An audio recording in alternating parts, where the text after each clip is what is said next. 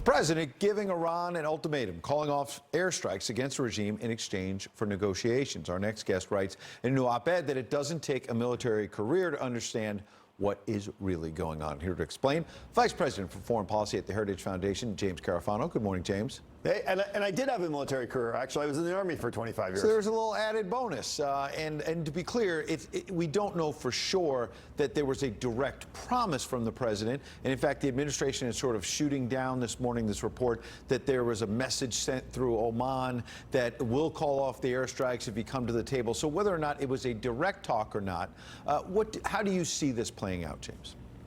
Well, you have to go back to why are we there to begin with? And the number one thing there is we're there to keep freedom of navigation in the Gulf. The U.S. has deployed the forces that are capable of doing that. So we've achieved that mission.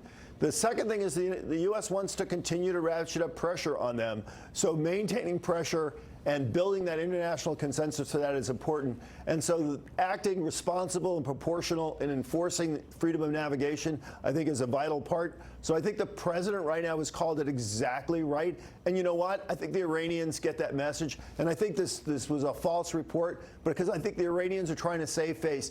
They live in a tough part of the world. They want to look tough. So they want to push back at the president. But they know if they push too hard, the United States will drop a hammer on them. Okay, good point. We'll get to the president's decision on the airstrikes and holding back for now in a moment. But I want to stay with your line of thought there about the sanctions, something the president doesn't seem to get much credit or maybe any credit for, which is this maximum pressure campaign. A lot of our allies have been skeptical and whatnot, but he pulls out of the Obama nuclear deal, says, I want something better, and starts by putting the boot on the throat of Tehran, and we are seeing their economy take a big hit.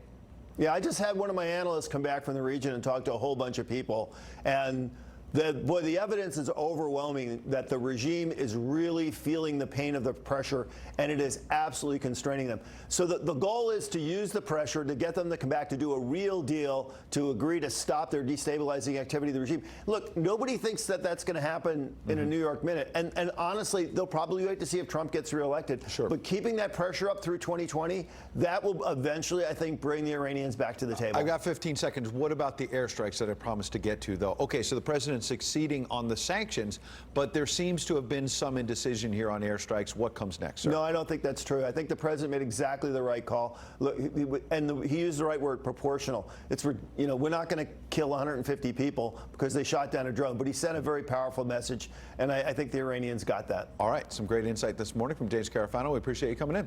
Thanks.